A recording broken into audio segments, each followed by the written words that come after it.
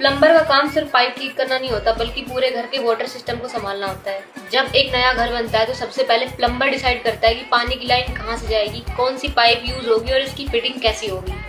Bathroom हो, kitchen हो या वाटर टैंक, हर जगह उनका काम होता है। ये लोग पाइप का साइज, प्रेशर और डायरेक्शन सब कैलकुलेट करके काम करते हैं, ताकि पानी बिल्कुल स्मूथली आए और कोई भी लीकेज ना हो।